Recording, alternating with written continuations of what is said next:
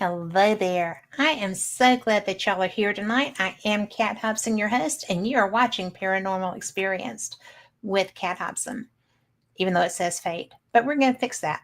I am just really excited to be here tonight, and I wanted to let people know because I've been going through a few little things, and I owe Tom McNicholas and a couple of other people things that they have won. I have been diagnosed with acute ADHD, adult onset, duh. And so I've been dropping balls left and right, but I've been to doctors, I've been tested, I started medication for that today. My house looks so much better, just gonna say. And I am going to be getting out everything that I owe everyone this week. So, particularly Mr. Tom McNicholas, I love you. I'm so sorry that it's taken this long to get that to you, but my organizational skills are going to be right back up to speed, and it's coming right at you with a little extra goodie bag. So, that being said, I just love when I get a chance to talk to people that I know, that I've investigated with, that are friends. And when you're friends, it doesn't really matter how long it's been since you've seen each other. It just picks right back up. And that's what is happening tonight with my friend Blaine Rohan. He's a pretty good psychic, not gonna lie. He's a good paranormal investigator. He is good with an SB7, working with what he calls technicians. And I have found, as I have traveled literally across the pond and everywhere, that those technicians are there if you ask for them. So Blaine is who taught me about things like that. He's also the one that told me to chunk a ball. Y'all have heard that story. So we're going to write him a little bit about that. I'm just kidding. He's just wonderful. So without further ado, welcome my friend Blaine Rohan. Well, hi guys. How are you? Hey, Chad. How are you? I am so glad you're here. I'm glad I'm here too. So I know we haven't got to talk in a while. I know it's been a while. It's been too long. It has been way too long. And, I do appreciate that the first time, there were parts that I didn't appreciate as much that first time we investigated together. Like, having to bind something when I'd never even done something like that. And you're like, oh, just bind it. And I'm like, need more. And you provided more, and it was great. Well, see, the reason I had you do it because I knew that you could, that you had it in you. I had to prove it to you that you could do it, and you did. And I did. But the strangest thing, I don't know if I told you this or not. After I tossed it into the flowing water, as I'm pulling away from where I was, there was a man walking in the center of the median who had not been there, because you know how paranoid I was about that, right? Yes. And he was walking in the center of the median, coming back toward where I was. And I had to pull a U-turn and come back to go home. Oh, shit. And he was not there. So, that was very, and he was dressed so you would notice him. He had on a red, and it was summer, remember? Yes, it was hot. And he was dressed in a red and black checked flannel shirt with blue jeans and a hat. And it might have been one of those shirt jackets, but it was red and black plaid. Walking up through there by himself at that time of night on Highway 78. And there weren't any houses. So there's that. And that was my experience that you made me get a handle on.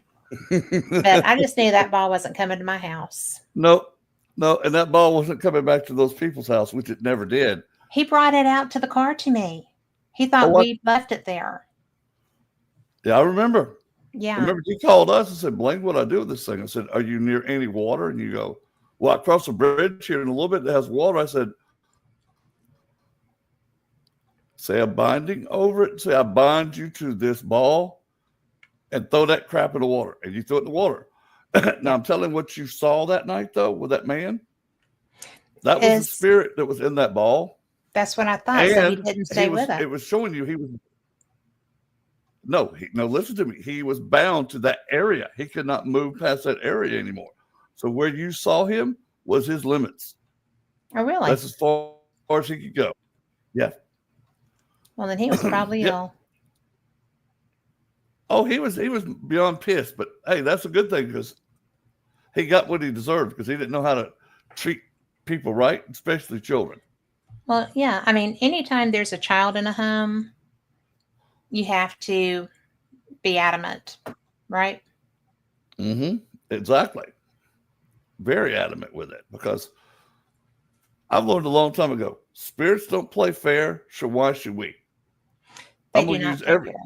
no, I'm gonna use every advantage to my advantage over their advantage every time. Because hey, because we can. Because Yeah. that we were gifted to do this. I'm like, hell yeah, I'm gonna use everything at my resources that I have available to me. Do you remember what you said to me when you popped out of that room the first time we met? And you said, "Oh, you're Cat." I said, "You're Cat," and I said, "Oh, you have gifts like I do." And you looked at me, it's like, how does this guy know this? I know that's exactly because nobody there. I mean, Kim, nobody knew, Mm-mm. right? And because it was my first time with anybody. Yeah. And I can tell And you the reason I knew that you had gifts like I do, because we have a certain energy or an aura around us that I can see. You probably picked it up now too, that you start to see it with other people and you're going to help them, that especially ones that are scared of their gifts. well, there's a lot. I mean, I never have been because I always laugh and say my grandma was New Age before there was New Age, but No she doubt. was. And mine are inherited gifts. In fact, you'll love this. One of my friends lives down.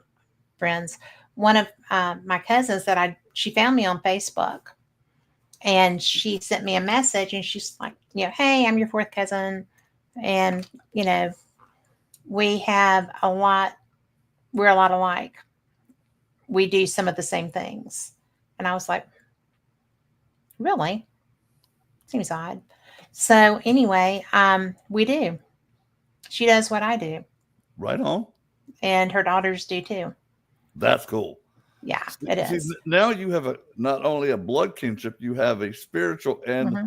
energy kinship with them too. So you guys can play off of each other now Yeah. and just flow that energy. And it's just amazing how you can do that. Because like my granddaughter's got it strong. I mean, strong. I thought I was strong. My granddaughter's stronger than I am with this gift. Yeah. How But old is she? 17. Yeah. But she's still sort of iffy about her gifts because she thinks she don't know everything. So I still work with her a lot. And Mm-hmm. I told her, I said, baby, look, we didn't choose to have these gifts. They were given to us. Embrace them. Love what you got. I mean, Yeah. I once I embraced mine, I was good. And so Well, is she now. yeah. I mean, I've always had a knowing kind of a thing and I just put it off to intuition because it never steered me wrong, and it No, still hasn't. no, and it And never will. but it's really interesting because when I started evaluating and looking back, I was like, oh, okay. And you're actually who kind of set me on that journey Oh, right on. because I just felt like I was intuitive. I had a certain level of knowing. I didn't know what all I could do. And I don't really talk about what all I can do very Yeah. often. Yeah, me either. Yeah, But because if you know, you know. If you exactly. need to know from either side, if you need to be handled, you know. Oh, yeah. Big And if time. you have gifts, then you recognize it. Oh, And yeah. it's weird sometimes, right? Because people I don't even know will just come up and say, "I see you." Every day. Every day it's the same with me. Yeah. And total strangers will come up, talk to us like we've been friends for 20 years. Yeah. And I'm like, hey, how you doing? Good to know you. My name's Blaine. Oh, I'm John or so and so. I don't know why. I just felt like I need to come talk to you. I'm like, okay, we'll talk. What do you need, man? Or Yeah. I just tell them, have a conversation with them, send them on their way, and they're happy. I'm happy. Well, I like a good energy exchange. Oh, I do too. So it's so funny. Now, But I will give you one of my funniest ones. We were doing the movie premiere of The Conjuring House, okay. and we had a little dinner after a little dinner party thing afterwards, Hmm. where we went and had hot wings and drank some drinks, and I'm sitting literally behind this lady, and I hear this man's voice goes, "Tell her Chloe, what was his name? Um, tell him Cloephus is here." And I'm like, "Who?" And I'm like, "Okay, ma'am, there's some guy named Cloephus." And her eyes is like this big. And he goes, "How do you know that name?" I said, "Well, he's standing right next to me. He keeps telling me he wants to say hi to you." So I tell her hi. Then she goes, "Well, how do I know that it's him?" And I swear to God, this guy starts humming the Sanford and Son theme. No. Yes. And I'm like, "Did you guys watch Sanford Son?" Her mouth dropped. She says, "We watched that every night before me and Cleophas went to bed." I'm like, "Holy crap, that's pretty cool." That is so cool. But yeah, that was one of my funniest ones. I never had nobody sing the Fred Sanford song to me before. Well, it's really funny how they do pick Yeah. things that, I can't remember what the word was. One of them, it was a rude comment that they wanted me to make. And I'm like, "I'm so sorry, this is not me, Yeah. but I'm getting this." And they were like, "Oh my gosh." I'm like, "You're not mad?" She's like, "No, that's definitely for me." That was for me. And Yeah. I was just like, I can't say that. I know. I've got to And the point like it's now, if it's good, bad, or indifferent, if mhm, that's the message they want to send, I said, "Look, this ain't come from me. I'm yes. passing a message." And this one said blah, blah, blah. Hmm. And you watch their face like turn 5 shades of red going, "Oh my God, that's Johnny," or "That's Yeah. Steve," or "That's somebody, that's my Aunt Matilda." I'm like, "Geez, Yeah. what do you?" I think you can't get no better validation than that, though. No, you absolutely cannot. And the look on the face was what got me. Yeah, It was like, "I'm so sorry. This is not me saying this, I'm not doing it. but I'm I not. have to say this." And it's Yes, almost like a compulsion. yes. If you don't say it, then you are in so much trouble because you're not going to get left alone. Oh, that is the So, truth. Oh, she's not lying about that. They will bug you until you say every dirty cuss word they said, every rude comment they said, or every nice thing they said. yeah. That either way, they're going to bug you too, and they will not stop until you tell them what they said. So Yeah. I just got to the point now. It's like, okay, so and so said this. Really? Yeah. And he said this. What? Okay. Then they'll start looking around, going, "That no, Am I being pranked? he might be breaking. He making this stuff up." I'm like, "Where would I come up with this stuff from?" you know? Well, especially something so random and Yeah. potentially going to get my jaw jacked. You know, Thank you. it's just, yeah. Well, tell me, because I have never gotten into your origin story with you Oh, that's easy. I'll tell you. ever after all this time. Oh, But okay. how old were you when you first started having Okay.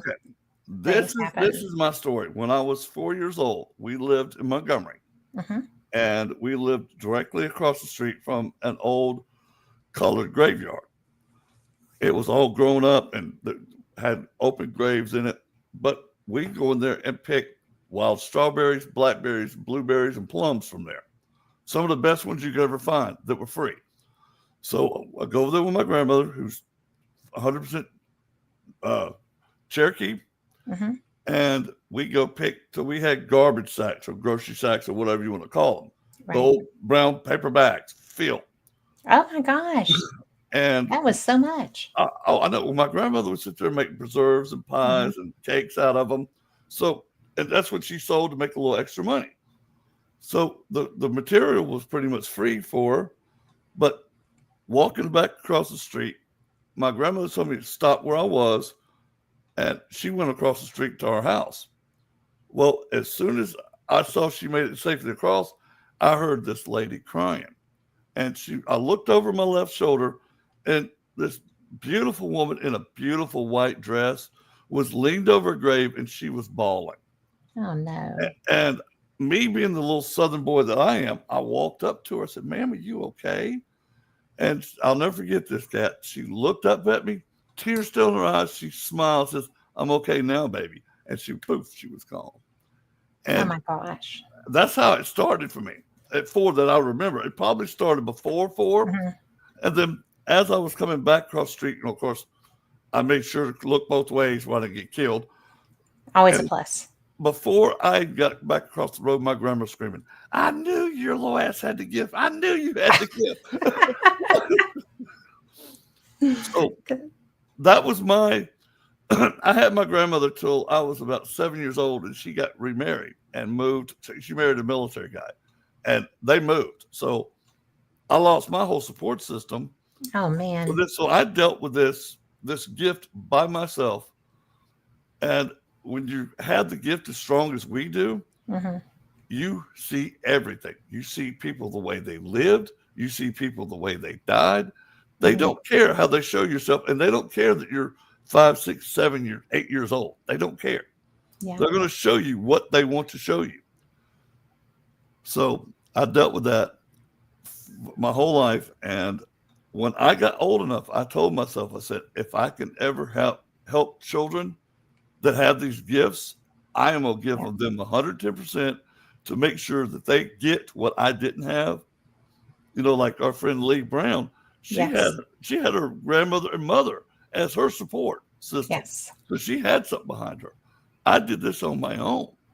And, you know, I saw some pretty wild looking things. I've seen people that were shot to death. I've seen people that were stabbed.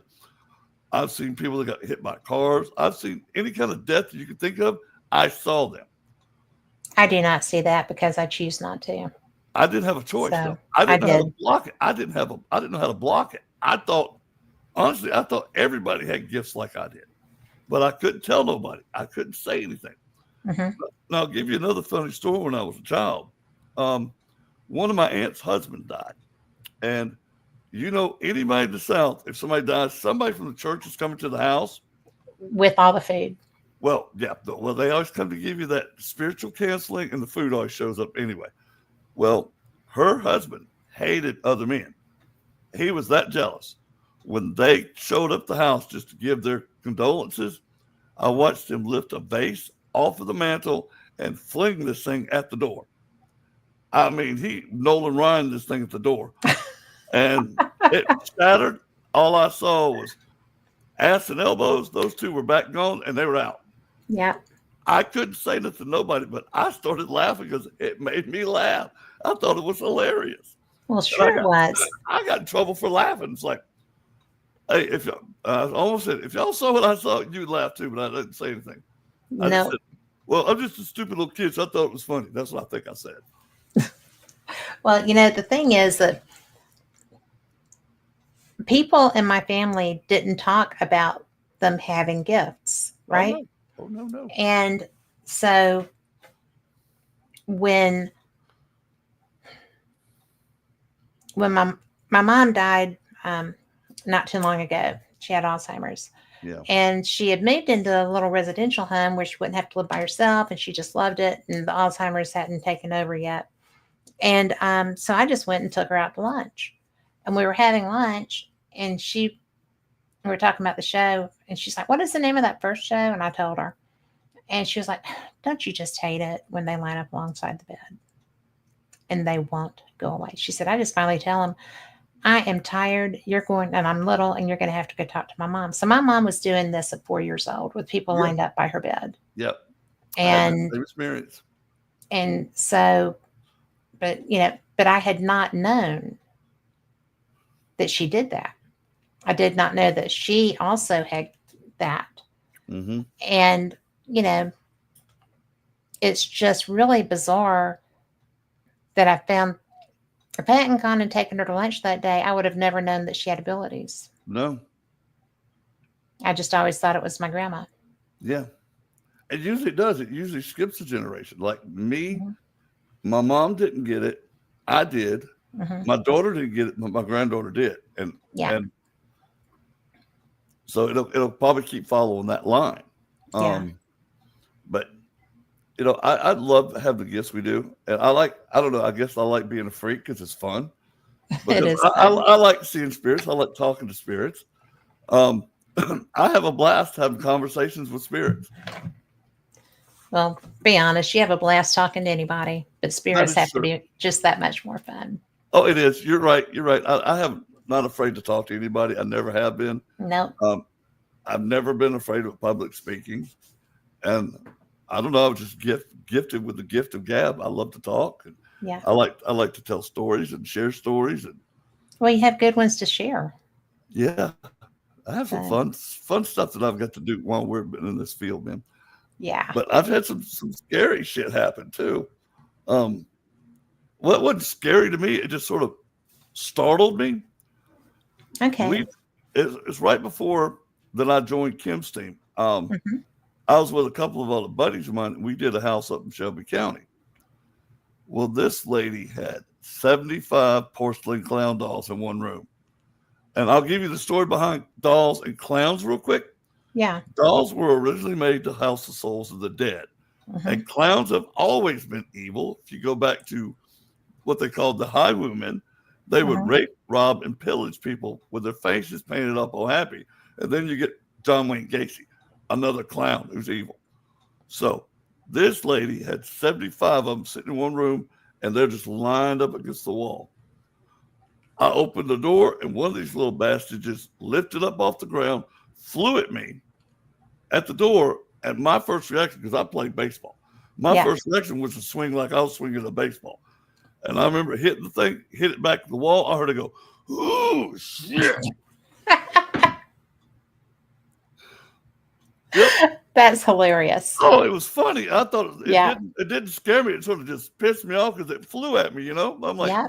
Well, that really? would be the normal reaction. Yeah. That's a natural reaction. But yeah, I saved that room for the last because I wanted to have fun with them when I cleared that room. You know, it always surprises me, like going to our friend Kevin Kane, Yeah. going into his home. He is a haunted collector and he has a Yeah. fantastic collection. Yeah. But it always throws me for a loop because there's so much energy there that Yes. I have a hard time focusing and ascertaining who's talking to me. Yeah. So I just he still I bet he still has that mirror that we had in that house of the Oh, I guy know. that bought the little Barbie Ouija board Oh, God. and made the mistake of saying if there's anything here that wants to talk to me. Not anyone. Rookie mistake. Oh, good Lord. Yes, it is. So That's almost as dumb as somebody saying, "Well, let me give you my energy." Like, are you idiot? Are you stupid?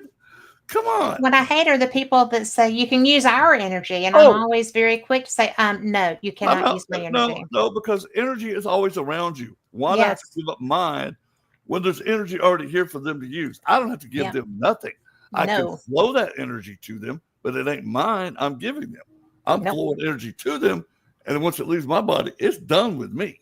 Yeah. Like some of these people just use our energy. I laugh at them. I said, and I'll tell them we do an investigation or do an event. Do not offer up your own energy because they don't take little bits. They take No. everything, and then they go beyond everything. But some Well, people just and there's a lot of people that we both know who have had some really serious health issues following that experience. yes, yeah, Because you need that as your life force. yeah. And I don't understand why they volunteered up. It's like, look, dude, come on, don't do that. It's like telling people don't whisper when you're doing an investigation Yeah. because it picks up very loudly on a recorder. And Yeah. if you went through 12 hours of investigation, video and audio, and you Yeah. hear that little whisper, you get excited. Then it's Yeah. like, oh, shoot, that was just John. Yeah. Like I told Boy, you. that irks me. Oh, me too. Because you'll go back and listen to it like 5 or 6 different times. Because you're excited. You think you've got Yeah. something. You think you And got then something it's good. like, that's not saying, hey, I'm Sam. That's No. somebody talking about dinner later. Yeah. You know, it's just like, oh my gosh. I got one night they whispered, are you going to eat your cornbread? I'm like, what the hell? And I picked up on the voice. I'm like, why are you whispering? This is what I'm doing review. I'm sitting there Right. cussing them out away. And I Yeah. called them afterwards and look, if you ever whisper again during an investigation, you're never going with me again, because I wasted 12 hours on listening to audio and video for come up with you saying you want cornbread. No. That's at least it was something innocuous, right? Yeah. Could have been something personal.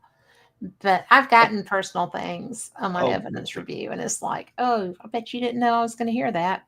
nope. So which is always fun. I think one of the best ones I ever got, and I hope I don't make anybody mad, but I had a spirit ask his girlfriend, is her nipple still pierced? I'm like, I just looked at her and went, and she just like turned 5 shades of red and went, yeah. Well, at least you knew that was a bona fide thing. Oh, yeah. Because that's not going to be on a radio station. No. And hell, I wouldn't ask if they had a nipple ring to begin with anyway, even if I knew them. It's like, no. I did. Like I said, I'll give them what they asked me to ask them. And that's what he asked. So I told her, and she said, yeah, I still got it. Yeah. I guess he must have given her the ring, the nipple ring for herself. So, but yeah, I thought that was funny. That is funny. Now, I'll tell you the funniest one I ever had, though. You know where Bryce's hospital is up in Tuscaloosa. I do. Well, right next door to Bryce's, there was an old convalescent home. The state was going to turn back into senior living apartments, real nice apartments. And we had already investigated. We got permission to investigate Bryce's. We were there for 8 hours. And I said, hey, let's go to this convalescent home because it's still part of the buildings are still up. Yes. And there was a lot of wood sitting on this piece of concrete. And, I wanted to sit down for a minute. Hi, Irene. Hi, Irene. She's in Japan. Yeah, I've done her show too. Yes, she's special. But yeah, we're sitting there, and I'm about to sit down, and thank goodness I heard this, but I had my recorder on and I had my ghost box running. You hear this old man go, "It ain't gonna hold you, dumbass," and then you hear us sit down. The wood crashes. Then the old man's like, "I told you, dumbass." Oh, my word. Dude, I will give you that one. That was awesome. Thank you. I will take me called a dumbass for that because that was pretty good. That was perfect. I'm like, I couldn't have wrote that any better, No, you couldn't. That's excellent. My grandpa died at Bryce. Oh, wow. Yeah. I had an aunt that spent some time there, so. Yeah. Well, he should not have been there. He had Alzheimer's, and that's where his family decided to put him. Yeah. Which, I'm sure that those that have gone on are probably ruining that decision. But it was a tough place. Yeah. It was a very tough place. And that's one of the reasons that I didn't go there. Plus the fact that all of the hoodlums that would get on top of the building and throw stuff off on you. When I heard that was happening, I wasn't going anyway. Well, but luckily there was no hoodlums the night we were there. That was lucky. There might have been some falling off the roof. People with lead. Ooh, oops. Yeah. Yeah. But no, I go to places like that, and I'm always prepared. So. Yeah. Well, I just think that I might have gotten a little emotional overwhelm. Sure. If I went. I can understand because I didn't. My aunt got out of there fine. I mean, they moved her into another facility after Bryce's, but it was still pretty rough there because we were hearing audible screams of people like they were being tortured. Yeah. We were hearing just wailing, crying. you hear footsteps just running. Nobody in there because there were only about 5 of us in this whole thing. So everybody stayed together. Yeah. So that we all heard this stuff together. And God, we saw shadow figures just running back and forth across the hall. We saw this I called it a creeper because it was it crawled up the wall, up on the roof, and down the top of on the ceiling, and then just stopped about 10 foot in front of us, just dropped down upside down and stared at us. Yeah. And I just remember looking at it going, what the hell kind of ugly thing are you? You know? Yeah. And that's a valid response, because they try to present just as, hideous as they can. Yeah. And then you're looking at it and it's like, oh, come on. I know. I was like, okay, this is really, this is like a bad drawn cartoon. That's what this thing looked like. It looked like a real bad drawn cartoon. Was it all angular and stuff? Yeah. Yeah. It was like, it was weird looking. It was looking like something the little kid was just start drawing in class because he's mad at the teacher. That's what this thing looked like to me. I just remember it had this big old head, little beady eyes, and like little slivers for lips, and it had these big buck teeth hanging out of his mouth. I'm like, I think I said something to the smart ass to him, like, you ever heard of an orthodontist? You need to go see one or something. I didn't provoke it. I was just seeing if I could get a reaction. No, that wouldn't provoke it at all. You are so full of malarkey. That's funny. No, I thought it was hilarious. That was. But I'm just messing with you because that was actually a great line. Well, it just came to me. I'm like, oh, this is going to be fun.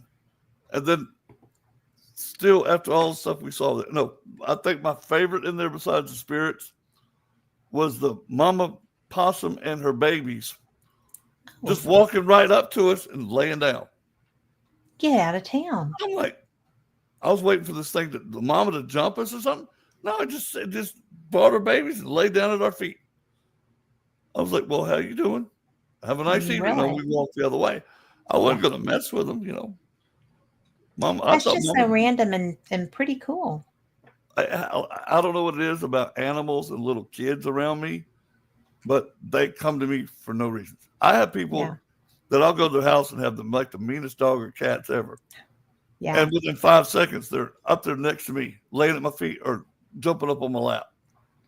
That's what gets me is I have that with animals. Not as much with cats, but always with dogs.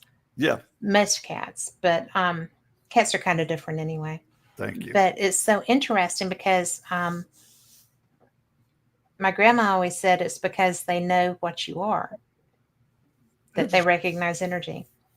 That's cool. And I was just like, well, they know I love them. Yeah. So I have only met one dog I didn't like, and that was, I didn't even dislike him. It was just, he did not care for me, which is very rare. Yeah, I've had a couple of those that did. The ones that didn't like me are the ones that liked everybody. Yeah. But I don't know if our energy scares them. I think probably it does. Because, like I said, it's just random ones. So it's not like it's happening a lot. But it is, it's weird when it happens because it's so freaking rare. Yeah. Right? It's just something that we were in Roslyn Glen, the town of Roslyn in Scotland, and we were just hiking, and this woman had a Robbie. And she's like, and I mean, I'm a dog whisperer. I never have problems with dogs.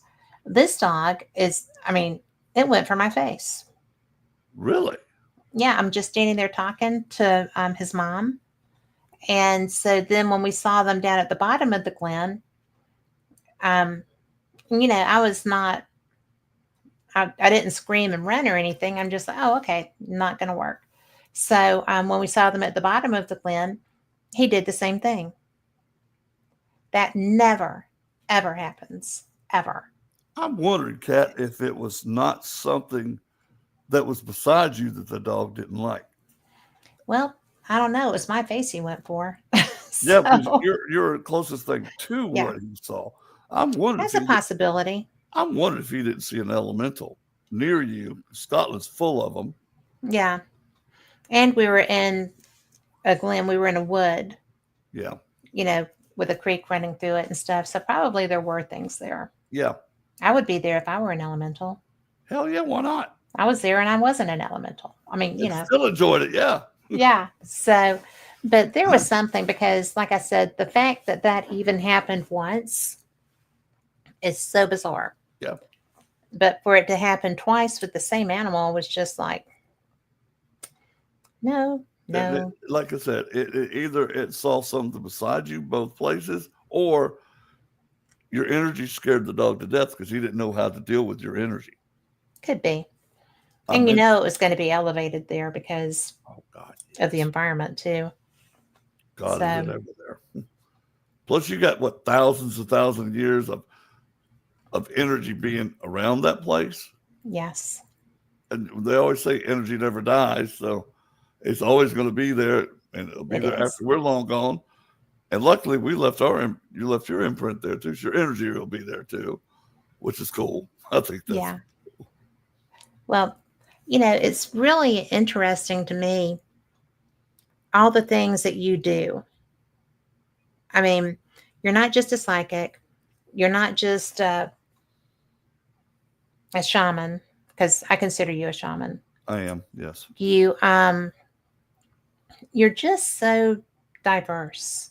Yeah. With the Order of the Exorcists, that's an organization that we were both part of. Yeah. And it's not really something that I feel to be my strong suit because I don't want to deal with them. Yeah. And I guess I was chose to deal with them. Mm-hmm. And so if I get like a case that doesn't involve something that's bad or malevolent or, just wants to hurt people, Mm-hmm. I dig those investigations. But I don't know what it is. I love the ones I have to fight something. I love the battle.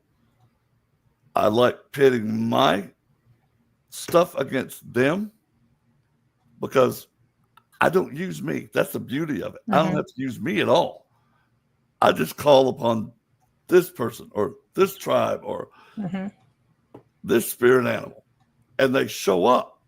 So I sit there and just get the front row seat, grab me some popcorn, and watch the butt kicking begin. It's amazing to me. I have a friend, and you probably have come across her at some point. Her name's Jean Lundgren, and she's a demon slayer. Okay. And she is an archangel. And it's so much fun and if you're listening to me saying this and you haven't seen a show with her, trust me, I will have her on soon to do video with, and y'all can watch her because she's so unassuming. Yeah. Until she's not. Yeah. And I firmly believe her. She's also a dog whisperer, and I had a dog that I needed help with. So I have a lot of respect for her. Right on. But, it's kind of like you. She is who takes care of them because she goes into that form, mindset, and it's just done. But it's so interesting when people are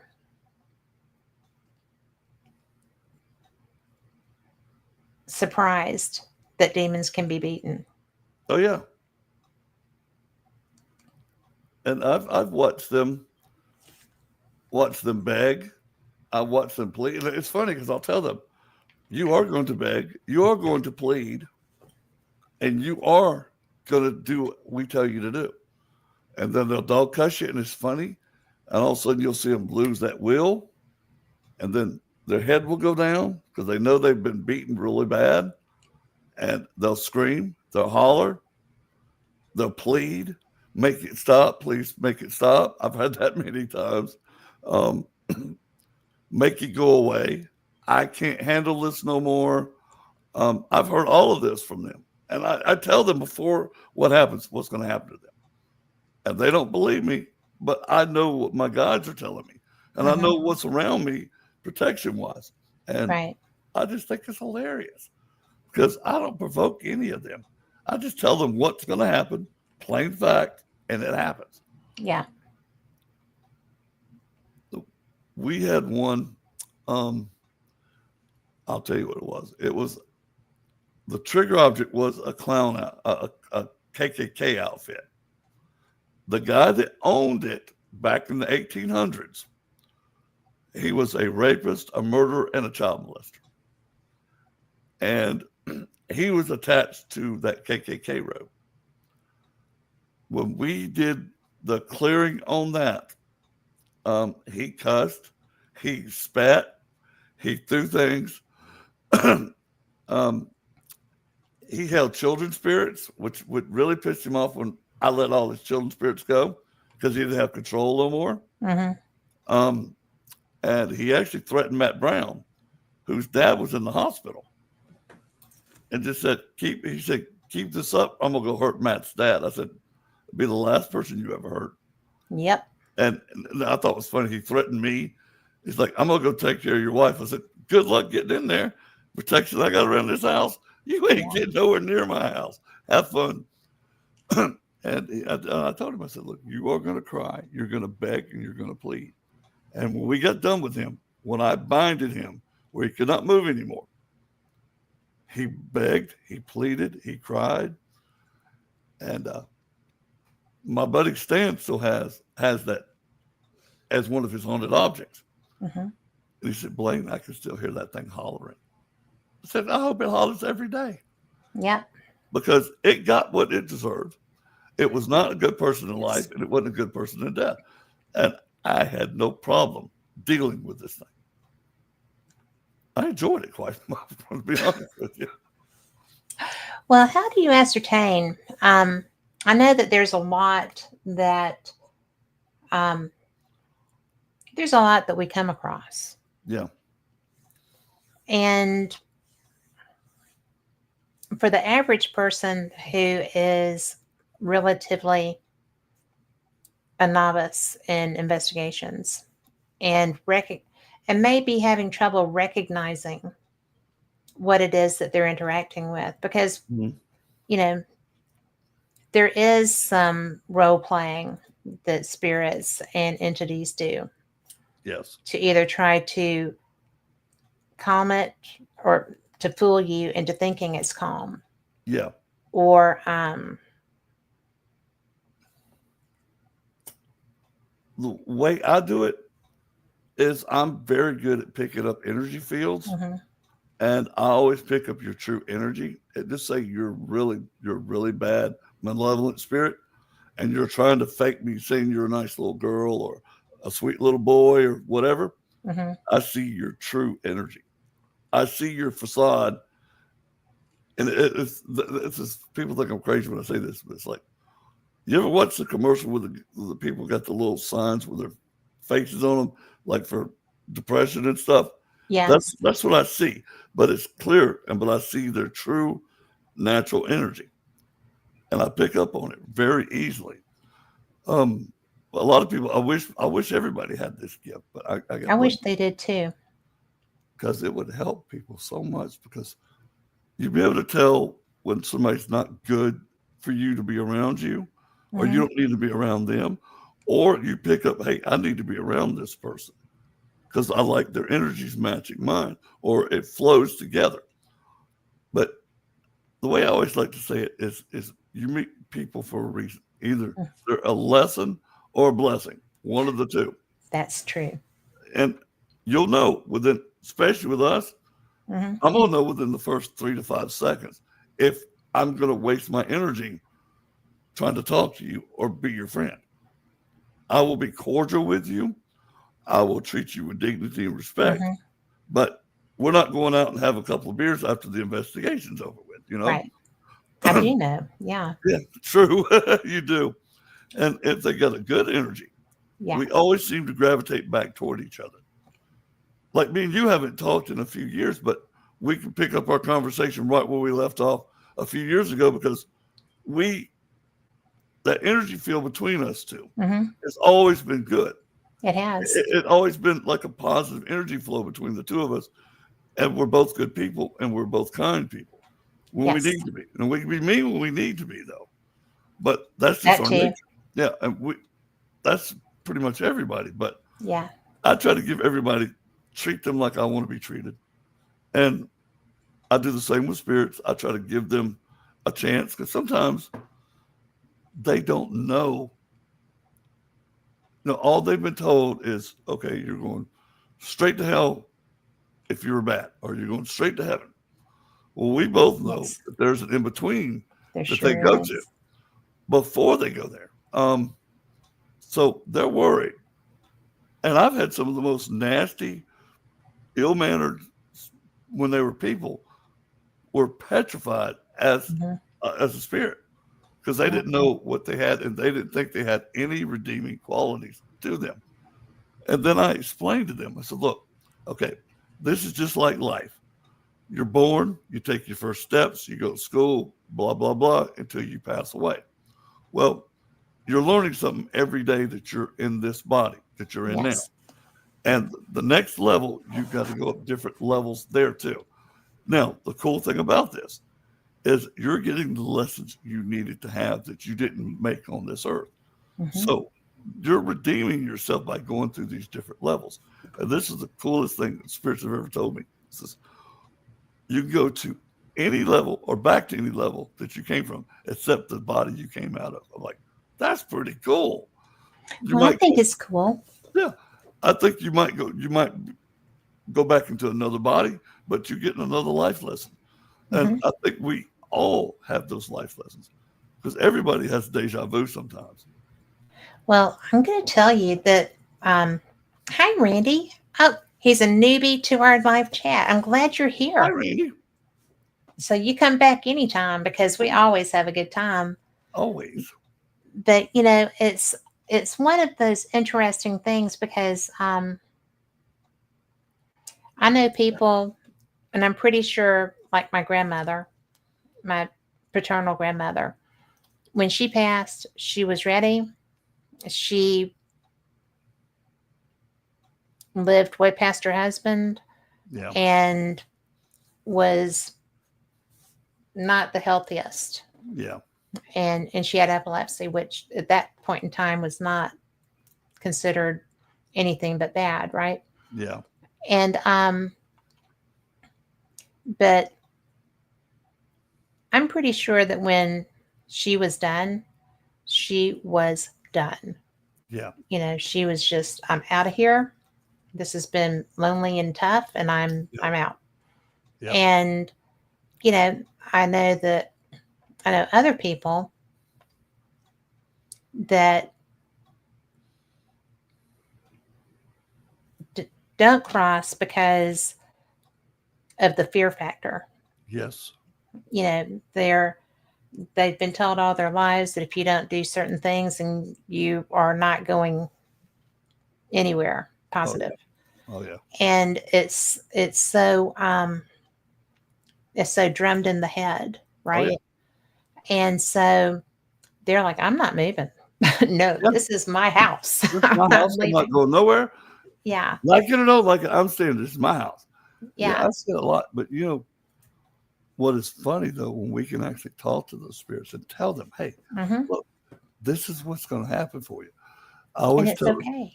It's okay. I said, and I've had so many when I had my spirit guide Jana walk across them Hmm. or take them where they needed to go.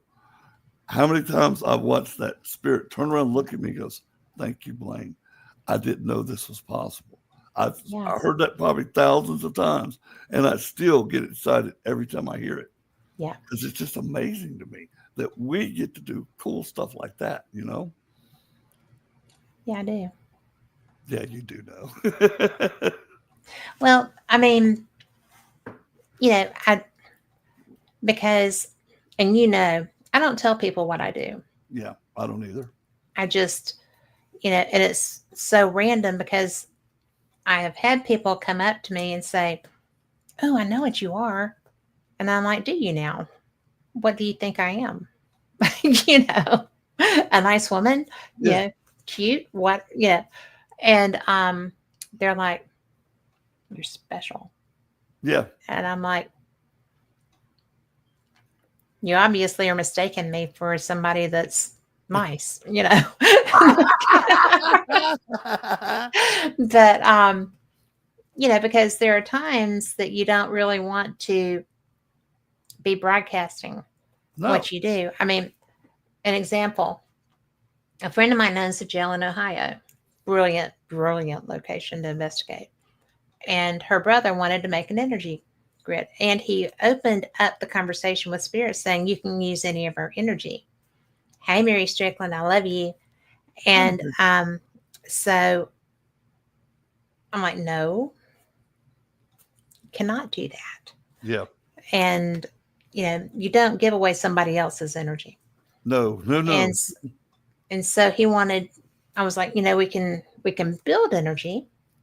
Yeah. And he was like, well, let's build an energy bridge. And I'm like, well, you really need to know what, should think about that. A lot. And so and I wanted to help her manifest also. There's a particular ghost there that's a young woman who, you want to help her. And so we did, when our hands touched, it was just, in fact, Lori in chat was there, and he hit the ground. And my other friend who was there for her first investigation, she had come over to meet me. We were doing a public investigation. And she was like, well, and I'm like, it's okay. He just didn't know what he was, he thought it was just going to be like, no, kumbaya, and it is not kumbaya. Yeah, no doubt. It is very real and very powerful. Yeah. And very helpful, because she could have crossed if she wanted to. Yeah. With that. And it was just, it's pretty tough. Yeah. To know, like, he just wanted to do it. I think that's what I felt like. And so, but she didn't go. She's still there.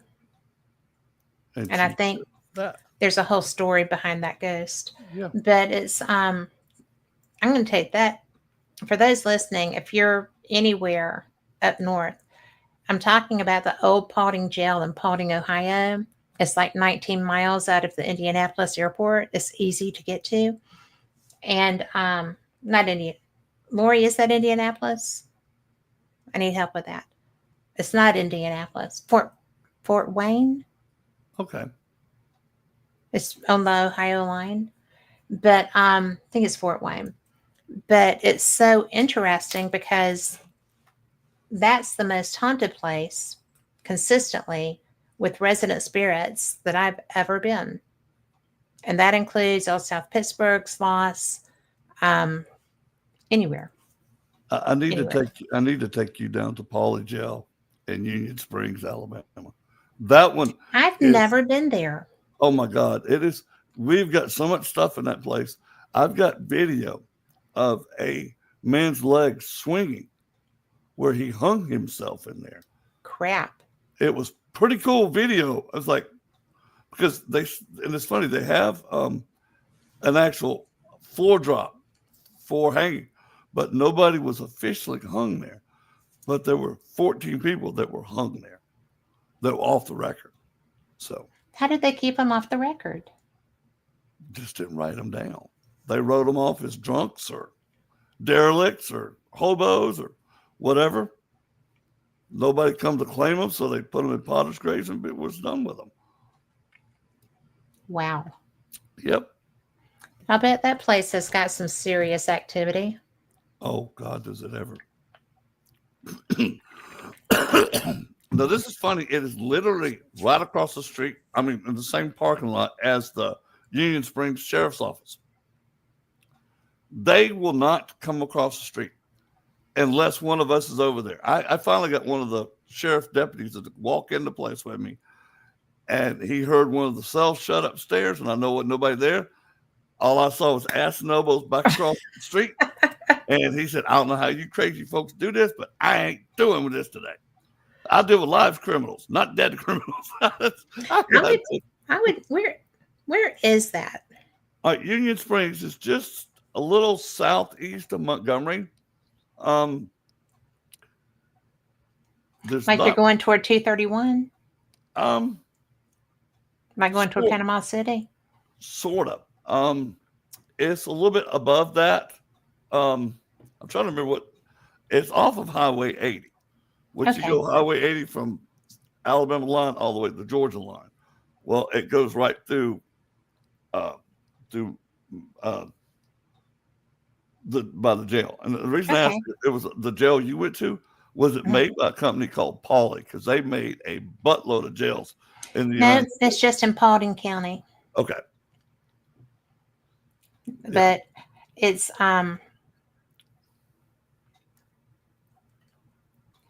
it's just Randy has some interesting stuff up there. Oh yeah. But I'm glad you're in chat, Randy. We'll share that in just a minute. But I think that it's you're not off topic, but I think that yeah, I'd ride down and meet you there. How long would it take me to get there? From your house, I gotta Mhm. get it. I gotta get with Stan and Well, I see. mean, not today, Oh, I but know. No, how no. long would it take me to get there? From Birmingham down there, Mhm. I'm guessing 2.5 hours, maybe. And I could If just that, go on down to the beach when I left. pretty much, yes. Yeah. Pretty much, you can just go right down to one of your condos down there. Yeah. I only have one. Mm. Oh, Still the other one. You still got, okay, you had two last time I talked to you. Yeah. I know I should have bought that other one from you. But it is I cannot tell you the last time I did an actual paranormal investigation other than going and doing my own stuff. Yeah. But I would go. That would be fun. Paulie's always been good. And it's got some cool stories at Paulie that we verified that happened. Mhm. I'll go ahead and tell you one good story. But there was a black man named Aberdeen that was up on the third floor. Well, he was arrested for having relations with a white woman, which he never did. The lady told her husband that to make him mad and jealous. Oh my goodness. Well, this gets better. Well, of course, they have a posse to go out and look for poor Aberdeen. And they drag him to the jail. And they throw him in the jail. Well, a band of vigilantes came around and they locked up the prison, the deputy that was guarding them, all the prisoners that night. And he had locked the door, and they went and got the local locksmith and had them make a key to get in.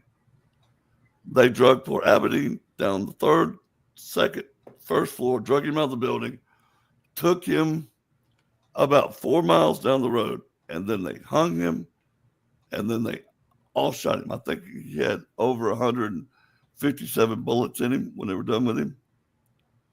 And his spirit haunts that place. Well, I would think so. And there is another gentleman there, was just the town drunk.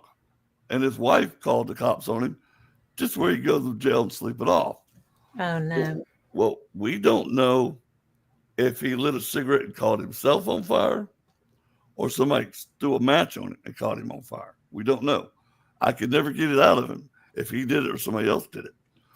But you can still walk in that cell this day and smell smoke. And this is one of the cool things. He will actually smoke a cigarette in there. Hold a lit cigarette, not just hold it up, not dragging on it. You can watch it drag. It's the coolest thing. And the smoke blow out. That is cool as all get out. Oh, it is. I've watched people go, holy crap. I was like, isn't that phenomenal? And one night I was going to, I got like a little small bottle of liquor as a trigger object. Right. I put it on the bed on top and I poured it into a shot glass. Nobody knew I put it up there.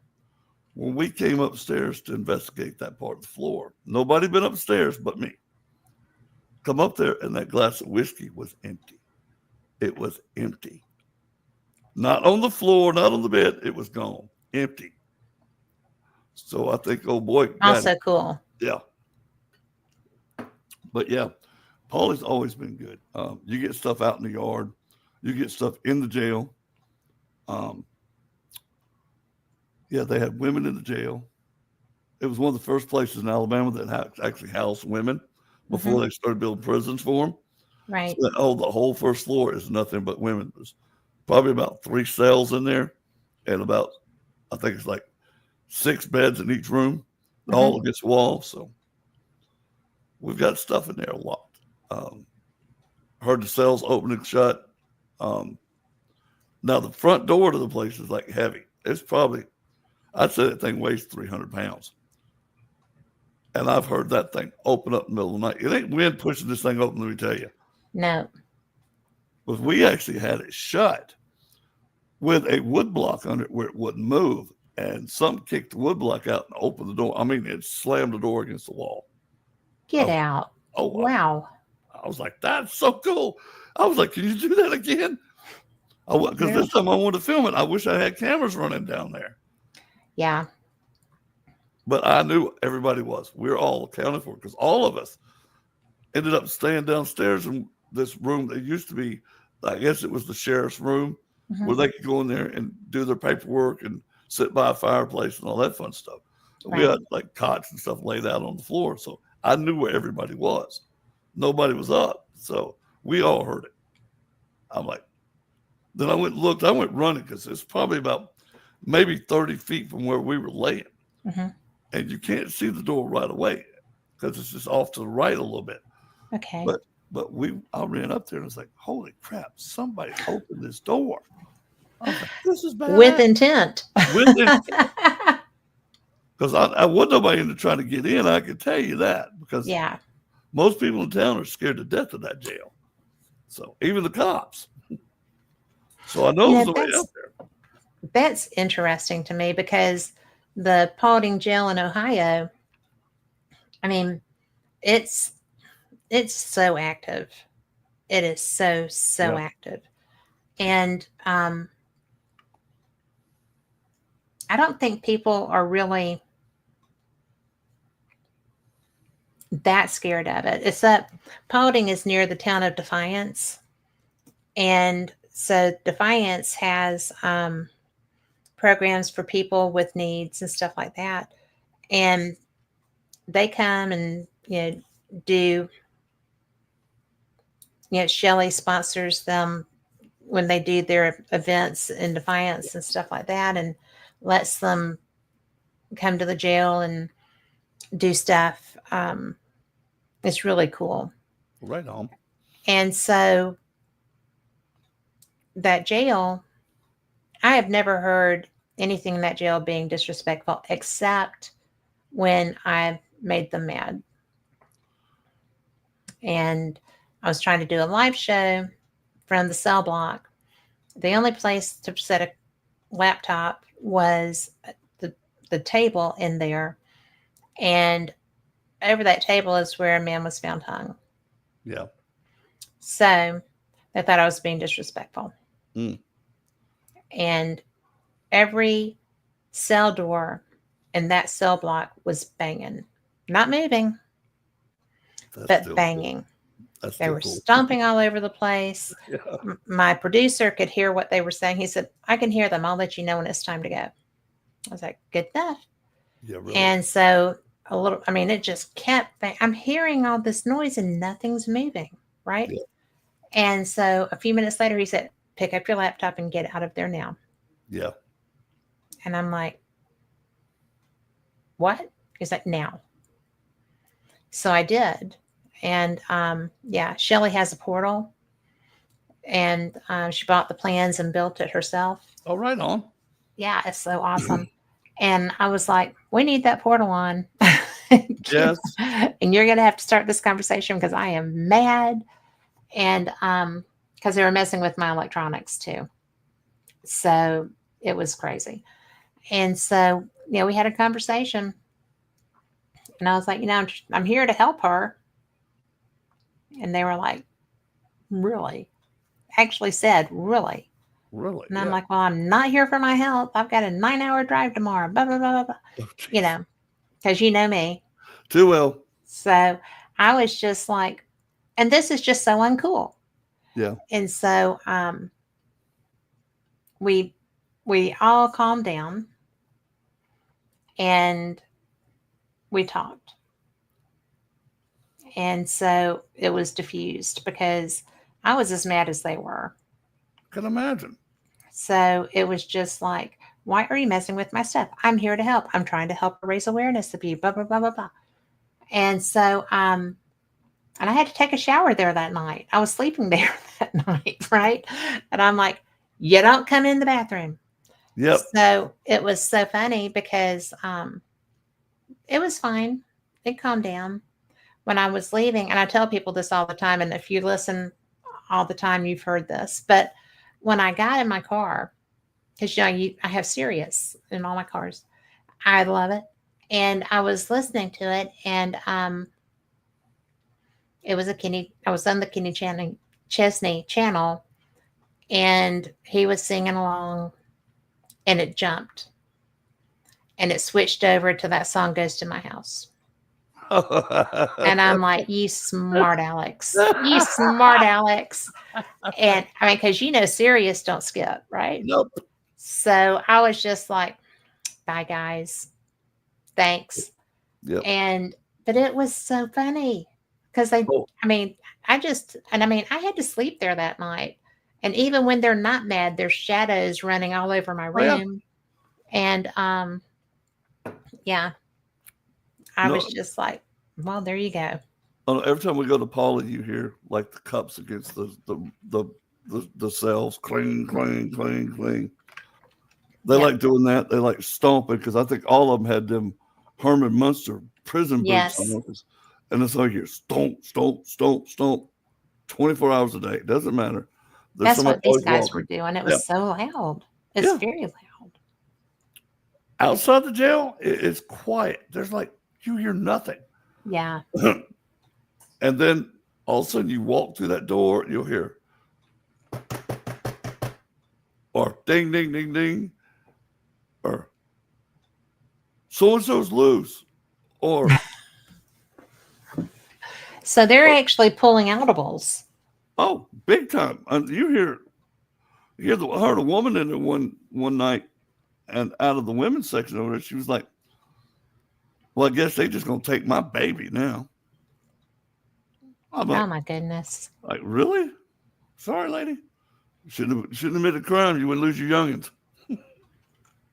Well, unless somebody else set her up. Would not surprise me in a little small town like that. Yes. Now, this is funny about the Pauley jail. In like 1903 or 1904, a circus came to town. And the cage that they pulled the tiger in, the tiger died. And the town bought it from the circus for $1. The body? No, the cage, the rolling cage. Oh. It is still behind the jail. And on Friday and Saturday nights, the deputies would hook it up to a horse trailer, to horses, and pull it out, and that would be the drunk wagon. And they go pick up all the drunks and put them in the tiger cage and bring them back to jail. You're kidding me. No, I'm not. Oh, my gosh. I'm going to go there and get drunk one night. Let's do it. That's hilarious. Oh, and I tell you what, we were playing. We set up cards in there, and set up cigarettes around, because prisoners like to smoke and play cards. Well, I purposely, every time I set up cards, it's always aces and eights, the dead man's hand. Yeah. That's just my little joke to the spirits. And I'll hear them go, that's dead man's hand. That's aces and eights. But they know what it is. Yeah. So that always gets a reaction. I just think it's funny because every time I always That's funny. That's freaking hilarious. I know. You're so irreverent. I love that about you. Well, I come up off the cuff stuff. It's like, okay, ghosts don't want to hear, hey, do you know you're dead? What's your name? What's this? Ask them off the wall questions like, is there beer there? Yeah. Is there music there? Can you dance there? What kind of music?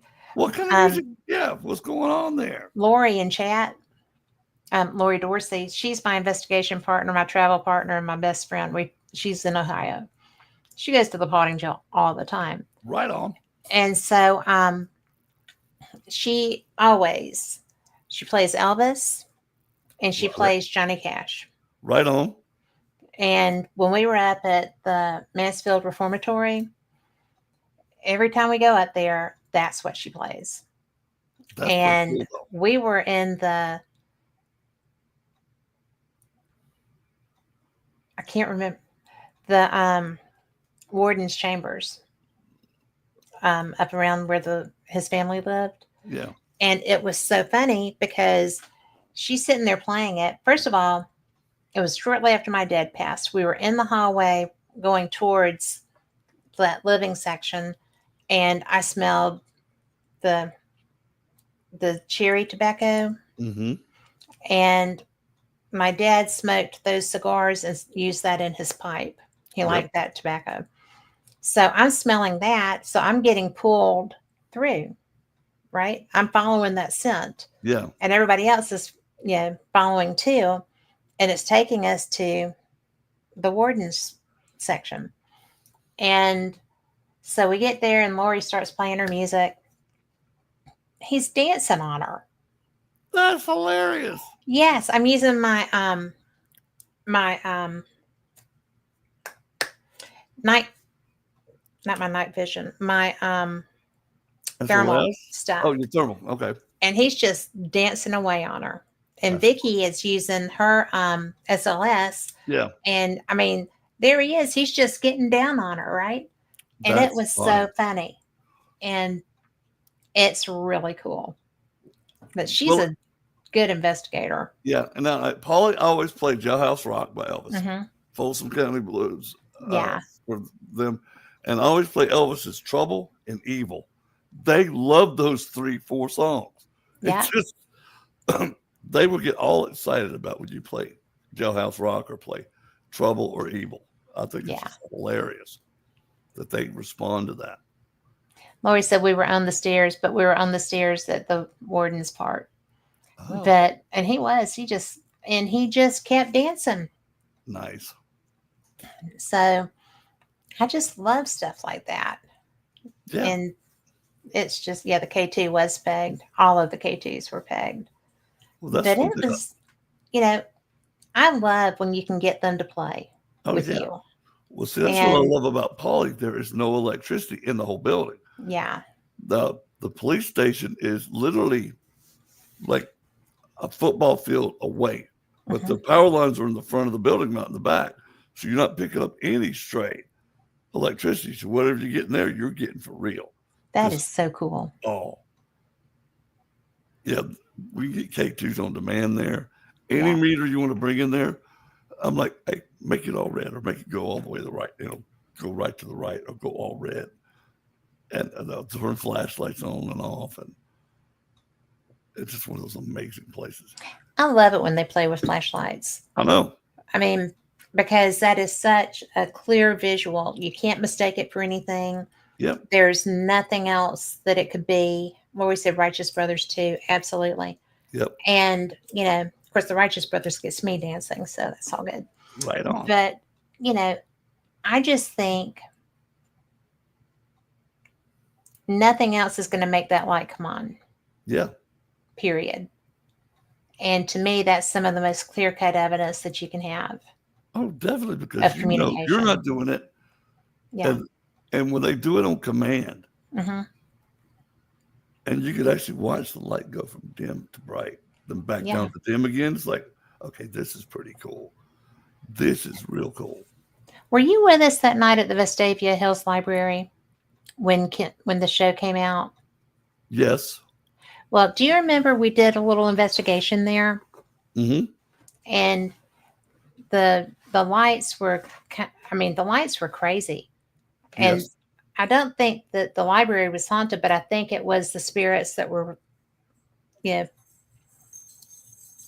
interested in Kim. Yes. And maybe all of us. But there was so much interaction that night. It was very good. It was. That was fun. Because that's not someplace that you would consider to be haunted. No. It's a new structure, relatively new structure. But there's some history on that land, though. That's why we're getting all that good stuff. Yes. Yes. because that whole area through there, because I grew up there. You know, my sister used to swim on the park swim team right there across from the library. And, Yeah. you know, I went to Berry when it was still a high school. Oh God. And so it was interesting to me that there was stuff happening. Yeah. That was cool. Yeah. But, you know, I don't get that much interaction with flashlights in a haunted house, God. you know, on a haunted site. So that was fun. And I felt like they were there for Kim. So Right on. I thought that was cool. I know. I don't know. I don't even know if Kim still investigates. I know she's real heavy into the alien communication now. Is she? Yeah, Close Encounters of the Fifth Kind or something like Yeah, that. CE5. C5, yeah, she's a big member of that now. Last time I talked to her. But yeah, because I haven't had an investigation with them since the last time we did. I think it was one of the libraries up there in Birmingham. The one that used to be an old church. Used to be Church of Christ. Yeah. But that's the last time I investigated with them. Well, we should get together and investigate. That's what I'm We saying. don't live that far apart. We I can go know. do that. I know. I'm like an hour and 15 minutes from Birmingham. Mm-hmm. And I am in Birmingham. I will tell you a cool place that a lot of people don't know about. There's a Confederate cemetery over there in Shelby County, off of 25 over there. Yeah. And it does have not only Civil War soldiers, it also has a family buried in that cemetery. And there's a little girl in that cemetery that's very, very kind and loves to play with toys. All the gadgets she loves. That's cool. And the soldiers love it too, because somebody's recognizing and remembering them. Mm-hmm. And I've got a lot of activity at that graveyard, and it doesn't cost us a dime. We should meet there. That's what I'm saying. Yeah, and then get lunch after before we have to go home, or dinner. Yeah, dinner. Yeah, exactly. That'd be fun. Let's do that. Yeah, we'll have to do that after I get through some of these medical issues I got. Then we'll definitely do that. Maybe we'll wait till it gets closer to fall where it's cooler. Yes. Because you go out there right now, you're going to get ate up with chiggers and red bugs and skeeters and any other thing that likes to flesh eat. And you can only use so much skin so soft. You ain't lying. So, because, I used to think my aunt was crazy when she would tell me that. Oh, yeah. It works. Well, you know what an old farmer told me is use bounce dryer sheets. Mm-hmm. He says the scent, there's chemical in there. Yeah. Bugs don't like it. Tuck them in your socks. Flies, mosquitoes, ticks, fleas, they won't bother you. And I thought he was being full of shit. And I was like, I tried it. It's like, damn, this stuff actually works. Holy crap. How did you use it? Rubbed it on my arms and a little bit on my hands, on my face, and on my legs. Really? Yeah. Good to know. I've always just used Avon, but I've got Bounce all the time. Oh, yeah. Avon works good, too. The skin's so soft. I think it was better for treating against bugs than it was for actually what it's intended for, the lotion. I think so, too. I know it got used more for that. Yeah. So is put that in a little spray bottle and you're good for the day. Yes, you are. So where is some place that you haven't investigated that you would really like to go?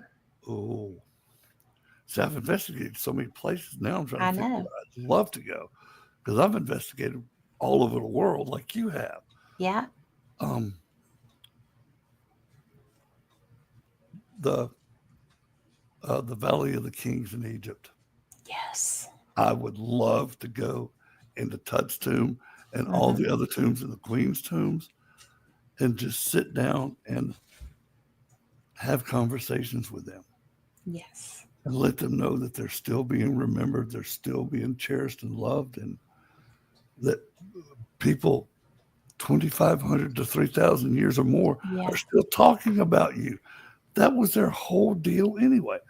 So yeah, somewhere in the Valley of the Kings, it would be somewhere cool. I've done the pyramids. I've done the Great Pyramid, And I've done the Sphinx, but I have not got to go to the Valley of Kings because we didn't have enough time. What was the Sphinx like? It's weird. It looks like it's sand blown, but it's actually water blown because there was a lot of water there at one time. So it looks like erosion. Yeah. When we got there, they had talked about opening up a little part of the back where Dr. Hawass could go in there and see what was under there. I just picked up on the natural energies that were there, which was pretty cool because there was a lot of energy on that, from the builders of it to the people that came to visit it. So it just had energy everywhere on it, which I thought was just amazing. That is. I wish I could have stayed longer, but that's one of the places I've always wanted to investigate. But I've got to see some cool stuff. I've got to investigate in Iraq and Afghanistan. I've got to go all over the United States, all over Europe, all over Central and South America. So I've got to go some cool places. And I thank goodness I was in the military, so I got to go to these places and I got paid to be there. So that helps. Well, I'll tell you, it was funny. In 1985, I was stationed at Norton Air Force Base in California. And I lived on base in the dorms back then, before I got married to my first wife. And we're sitting there watching Helter Skelter on TV about the Manson murders. And I looked at my other buddy, I said, dude, we're only 60 miles away from where that house was. Yeah. No. Yeah, we're old school. We mapped it out from the base to Cielo Drive. This is what we had for equipment. We had a Polaroid camera. We had a cassette recorder, the old rectangle ones you push play and record. This is my favorite part. We had what I call a Lackland laser. It's a Lackland laser. It's a flashlight they give you in basic training or tech school. So when you're marching in the dark, people can see you. It's just a flashlight with like an orange or yellow cone on the top of it. So we call it a Lackland laser. That was our flashlight. And at the time we went up there, the house that Sharon Tate was killed in was no longer there. A guy named David, him and his dad. David Oman. Yeah. David Oman. David's a good buddy of mine too. David, him and his dad bought both properties and they put a house in the middle. Well, at the time I didn't know David, but David lived there then. I just didn't know him then. And I knew better if I stayed on the street. I'm on public property. As soon as I step across that curve, I'm on private property. I can get arrested for trespassing. We were there for maybe 10 minutes, and an LA County sheriff came up there and asked us what the hell we're doing. Yeah. And we didn't even have a name for it. I said, we're trying to find ghosts. He goes, really? I get off in 10 minutes. You mind if I come back? I'm like, come on back, man. If you're here with me, I don't go to jail. Exactly. So while we were there, we took all kind of pictures of Polaroid. Didn't get nothing but a bunch of dust and dirt. On the recorder, though, I said, who is here? And I heard the name Jay.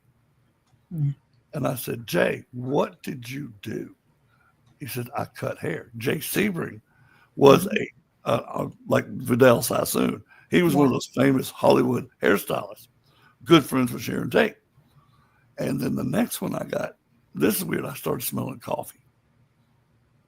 And like nobody was there. I mean, come to find out, it was Abigail Folger, who was heiress to the Folgers coffee fortune. Oh my goodness.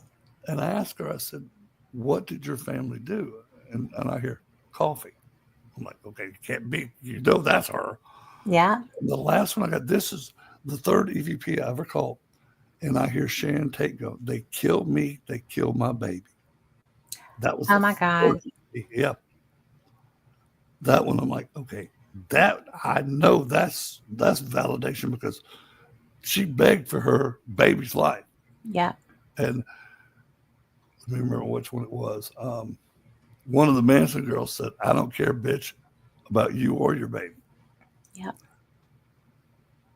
And I was like, holy crap.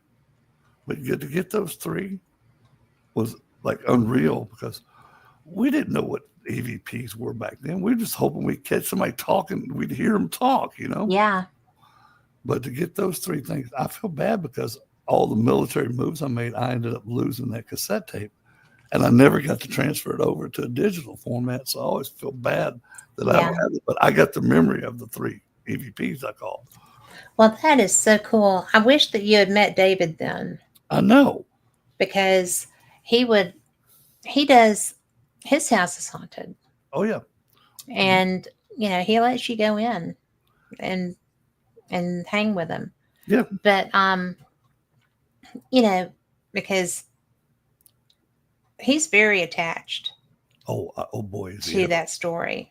Yes, he is. Yeah, he is. And for those that don't know, David Oman owns the Oman House, which is on Cielo Drive, which is right up from where the Tate murders were. Yeah. And that house is, as Blaine said, long gone. But David is very cool. Oh, David's And cool. he's very, very nice and just a good human. Yeah, But we probably interviewed him, probably had David on the show at least 5 times. Me and Lee have. And what I think is cool is my daughter and my granddaughter live in California. And Penny, my granddaughter Penny, was here, and we did a show with David. And he found out they lived in California. He says, well, anytime you and your mom want to come to the house, come on. And about a couple months after they left here, they went up there and had lunch with David and let them walk through the house. Penny was so damn happy she was in a damn haunted house. Oh, my God. He bragged to all her friends. She was famous now. Isn't that cool? Oh, I know. When I just love that. When I wrote my first book, she made all her friends go out and buy my book. Yeah.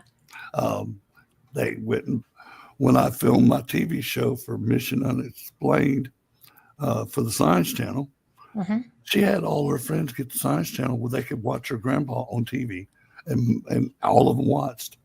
They come regularly to our show every Monday night, and they watch our network every night. Now that I'm on your network, they'll probably come watch yours too. So, well, they are welcome too. I would definitely welcome that. But it's just so much fun to share experiences. yeah. Because when I first started the show, I didn't know what to call it. Yeah. So I just went with paranormal experienced because that's what people are interested in. Yeah, true. And if you can have an experience, well, some spirit, wherever you were, decided that you were worthy of their energy. Thank you. And it's such a gift. Yeah, it is. I mean, they could have picked anybody they wanted to in the world, but they picked us to communicate with. I consider that an honor and a privilege. It is an honor. Yeah. And to enjoy that. I went for how long where basically if there was an EVP referencing me, it was a bad word. Oh, and I started getting such a complex about that. It was funny. Because no matter what, no matter how nice I was being, that's what came through. And I was just like, I consider that a badge of honor every time I get cussed out. Yeah. Now, back in the old days when we were still using the SB7s or the Shack Hacks, if you get a cuss word on there, you knew it was a spirit because the FCC would fine them $750,000 every time an F-bomb dropped. Like, you tell me any corporation that wants to lose $750,000, no, it ain't going to happen. No. So if you get cussed at, especially with the old SB7s or the old boxes, man, those were like badges of honor because you had spirit. Yes. Well, I always knew that. I always knew it was spirit, but it was so consistent. Oh, yeah. And it didn't matter where we were, whether it was a residential or, like Sloss or wherever it was going to come through. Every time. Every time. Yep. And finally, I forget where I was. I don't know if you were there or not. You probably were. But I was like, I'm nice, damn it. What are you I was doing? there. I was You there. don't- I was like, I think I said, why are you so mean to her? She's Yeah. been nothing but nice to you. Then I heard the famous F you. I'm like, thank you. Go. Perfect. Yeah. So yeah, and that was my first time to hear "fu." Oh man. So that was off the charts, and I just get so tickled because not always, but when they start trying to be saucy Yeah. and feel like they're going to be, well, we're going to be the aggressor. And it's like, no, I got angels. I'm Come so on. protected. Bring it on. Come Yeah. on. I've done the Somebody's going to take Bulgarian. care of you. Please, And please. I'll tell you what was funny. tell me. We were up at Sloss one night, and we're doing a box session over there. And I had this spirit. All he wanted to do was cuss and cuss and cuss at me. And I'm like, you know what? I'm about tired of your mouth. Yeah. I said, I'm going to give you two chances. You're going to be nice because there was a couple of younger children, not young children, about 16, 17. Yeah. And there were ladies there. I said, there are ladies present and there are young ladies present. Watch that language. Then F you again. I said, okay. I gave you your choice. You made your choice. I said, all right. And one of my spirit animals is a wolf. Mm-hmm. And all I said was, wolf now. You hear the wolf growl. You hear him go, wolf. And you didn't hear him cuss no more. I was dying laughing. I would have been dying laughing too. That's great. I was like, I told you, man. Yeah. But, word doesn't bother me. But when you got children there, I mean, I'm sure they've heard your mom and dad say it 1,000 times, but I'm not going to say it in front of them. But that's different. That's different. Yes. But yeah, Yeah. some jokers, man. My doctor told his kids what I do. Yeah. And so two of them were in college far away, and the other one still was at home. And they were like, can she take us ghost hunting? And he was like, can you take them ghost hunting? I said, I sure can. So before this new director at Sloss, right, got there. And so we went down to the boiler room and, just were hanging out. And because you can always count on that. Always. Right? Always. So we're sitting there and there was stuff happening all around us and they were getting a little tripped out by that. And I was like, we're okay. We're okay. And it was, they got through. We were, I just kind of called it and we were leaving. And we got upstairs and his younger son got scratched outside. We had already left the structure. And I'm tripping out because he goes, oh, and my doctor is such a doctor, right?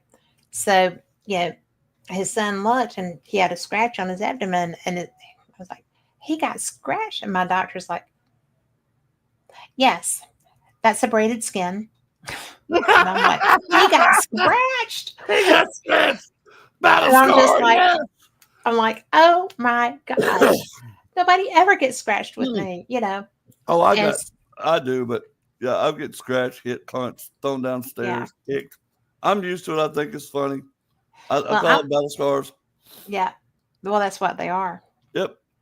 And I went back downstairs and I heard people moving upstairs. I wanted to make sure I didn't leave any equipment.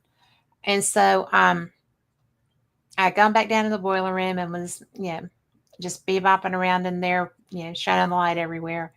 And I heard something moving up around the impellers at the top of the stairs. And I'm like, it's a rainy, nasty day. I know there's not anybody else stupid enough to still be here. Yeah. So I took out my voice recorder and I turned it on. And I was like, who's that moving around up above me, up around those impellers? And I just shut up. And I sat there for a few minutes and I turned it off and I left. And so when I got home, I had 3 voices as an EVP, separate voices. And it was the coolest thing because Carl, can I say a cuss word? Okay. But it was so funny because it was three guys. And the first one says, bad customer. Very low voice. You probably heard him. Very southern, long southern drawl, very deep voice because he was the last one. But the first one said, bad customer. And the little guy goes, Yavo! And then the other guy says, bad customer, eat shit. Yeah. And I was like, when I played that back, I was like, I have never gotten three voices like that. Oh, And they were razzing each other. Oh, we've had it so bad up there because it was a male-dominated workforce there. Yes, it So was. they talked like men do at a workplace. Mm-hmm. And I've had them do cat calls. Yeah. I've had them say, "Oh, nice ass," or before. And I heard him one time when my wife Jennifer was with me. It's like, "What's wrong, Blaine? Is your wife walking away from you, leaving you?" I'm like, "No, she went 2 steps away." I love that. But I'll tell you, the coolest thing I ever saw at Sloss was in the wheel room. Mm. And we were using an old Frank something box, one of the original Frank boxes. And a lady next to me had this beautiful brand new digital camera. I watch her. She takes the batteries out of it, puts them in her right hand, still has the camera in her left. I watch her put her hand in her right pocket for the old batteries, switch hands, grab our left pocket, and get 2 new batteries for it. Before she even got the batteries in there, I watched this camera go from about that big to about that big in about 4 seconds. And it sounded like a shotgun going off. First thing I did is grab it, thinking, okay, there's going to be structural damage on this camera. Nothing. Nothing. And Johnny Zaffis was there with us then. Patrick Burns was with us there. And Chris Fleming was there with us. Mm-hmm. And all of us was like, did that just freaking happen? I was like, yes, it did. Yep. And I actually had the camera till about 3 or 4 years ago. And it still took pictures, but everything's on your phone now, so you don't need them. So yeah, I think I donated it up to the animal shelter here by the house. So yeah. Well, I tell you what, I would never bet against loss. That is such a perfect location. And, you know, and you never know who's going to be in the mood to play. So it's always diverse experiences. And if you're going to have a hometown haunt, that's a good one to have. One of my favorite events that we had there was a couple of football players that played football. They were good buddies. They played. One played at Bama, one played at Auburn. Mm-hmm. And, they were in there. I'm Billy Badass. Nothing's going to get me. And I was like, I ain't scared of this place. And then he got touched. I heard this woman's voice come out of his body. Yes. This high-pitched scream. And his buddy's like, what the hell's wrong with you, man? And then it touched him. He screamed like a little girl. And Lee Brown was with me and her husband. And her son, Elijah, was about 9 at the time. Yeah. And Elijah's like, stand behind me, I'll protect you. And I'm like bawling. All I saw as it touched them two at the same time again, they screamed again, and I watched them run out the front gates into the car, sideways out the parking lot. I never saw them again. I was hilarious. That was the best thing you guys could ever done. Thank you. That made my whole night. Yeah. I don't care if I talked to nobody. Spirit was like, you made my night. But they still talked. They talked crap about them two boys the rest of the night we were there. They probably just relished that. I mean, how much fun were they having to be able to make that happen? Because they made fun of them all night the rest of the night. Said, where's Screaming Girls? Where's Screaming Girls? I'm like dying. That is so good. Where's the Screaming Girls? I said, Screaming Girls left like little Screaming Girls. Yeah. They left like the little girls they were. But yeah, I got so tickled that a 9-year-old's going to stand in front of and protect them. And Elijah could, though. Elijah had serious gifts. Oh, yes. But for him to just stand up like a big man in front of these two big old football players, I Well, could I'm not sorry. stop that. Oh, that whole family is so gifted and they're Oh no, so nice and kind. I had yeah, Leon recently. I think you saw her. yeah, And, I just absolutely love that whole family. oh yeah, But yeah. Elijah is he was an unexpected gift Yes, when yes, I he met really was. him. Yeah, So special. Their yeah, whole family is so nice. yeah. I love their family, and the funny thing, me and Lee are actually related. That's what makes it Hmm. even better. So Yeah. they actually are my family, for real. Yeah. Yeah, Yeah. that's pretty cool. Yeah, Elijah's cool. Mia's real cool. Mia is so precious. Yeah. But she's the first person I met. Um, she has cold energy. Yes, she does. And I didn't know anyone else that had that. And I've only met one other person. Yeah, And why is that? I think it's the frequency of her flows because like mine is considered real heat, a lot of hot. Hmm. Hers is cold. When we mixed ours together, it was like the perfect blend Hmm. of energy that wasn't hot. It was like the porridge is just right. So we would throw energy balls at people together. It would Hmm. map those two, and it would just be a perfect energy ball that fired somebody. But her little girls have the gifts too, which I think is amazing. Her little That girls, is so cool.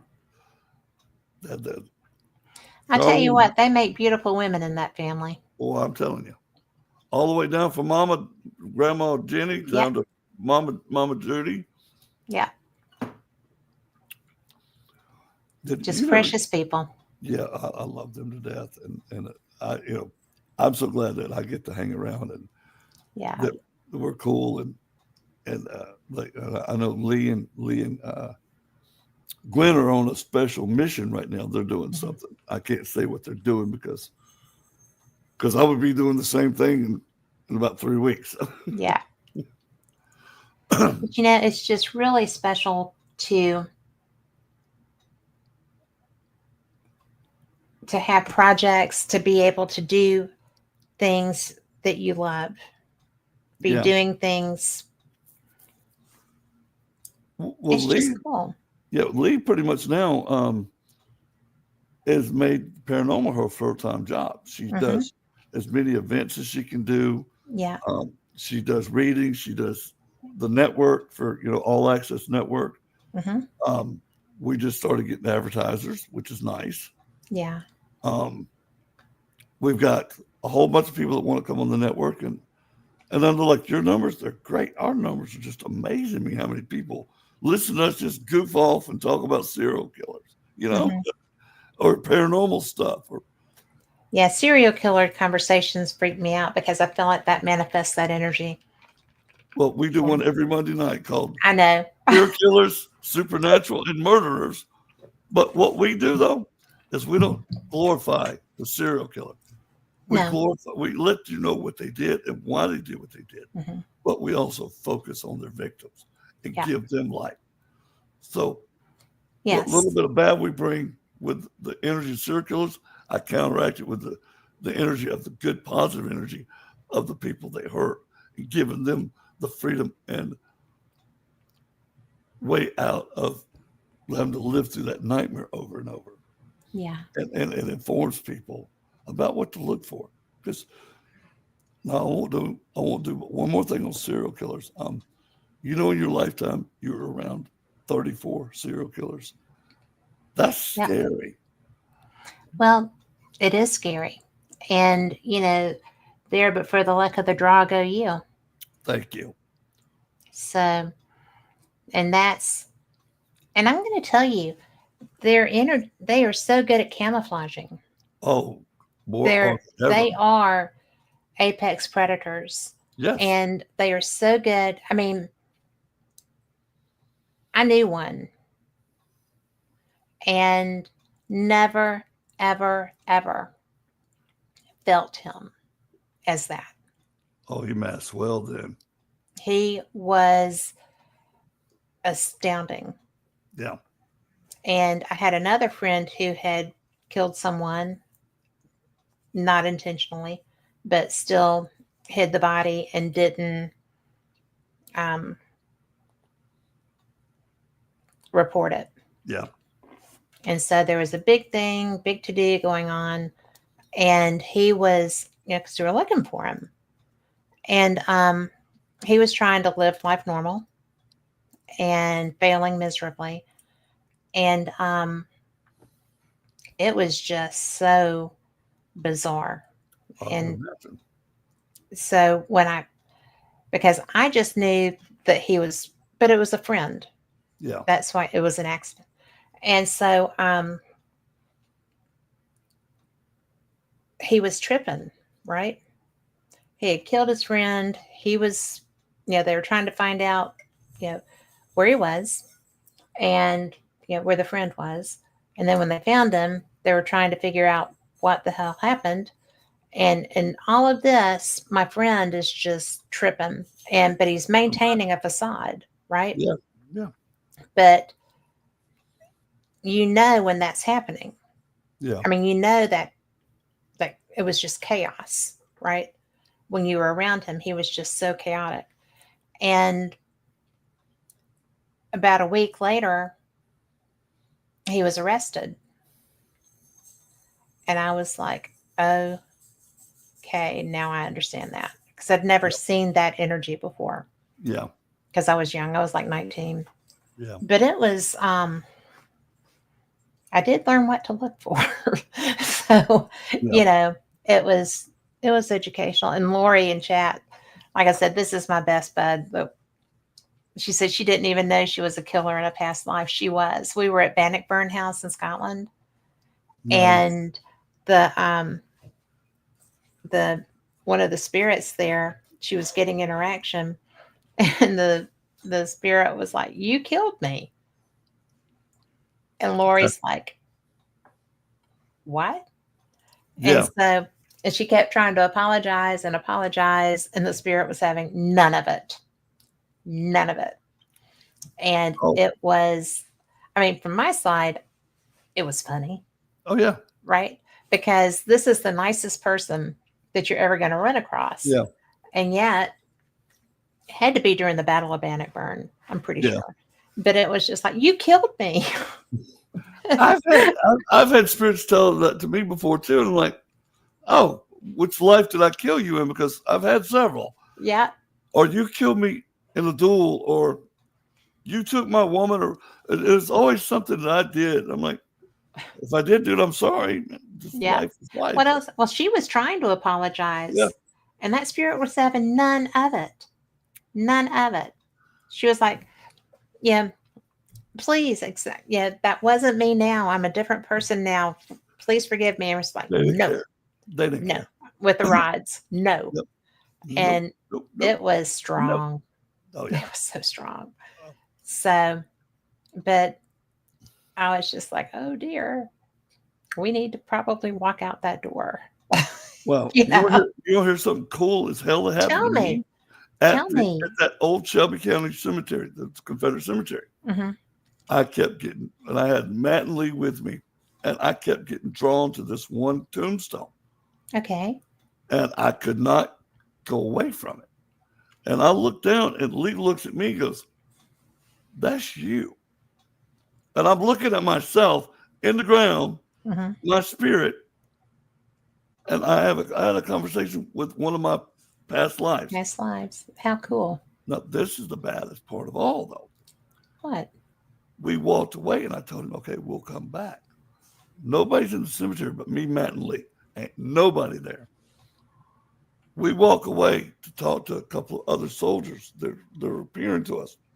And some told me to go back to that grave again.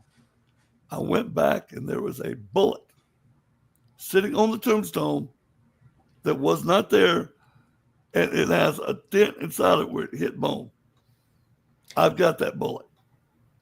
Well, of course you have that bullet. You weren't going to leave it there. Shoot, no, I just thought because that was for you. I'm like, wow. I've had them give me stuff before, like pennies or feathers, but no one's ever gave me a bullet. I gave myself a bullet. How about that? I think that's cool. I thought it was cool too. Yeah. And before we have to go off, I'm going to tell you one cool thing that happened when me, Lee, and Matt, we did an event up at Haygood Mill up in Pickens, South Carolina. Yeah. This place was an old Cherokee trading post. And talk about just wonderful energy. It was phenomenal. The Cherokees were there, and there is an actual petroglyph that they built a building around that the Cherokees made 12,000 years ago. It is cool. What is it of? There's different pictures. There are pictures of animals. There are pictures of human-like figures.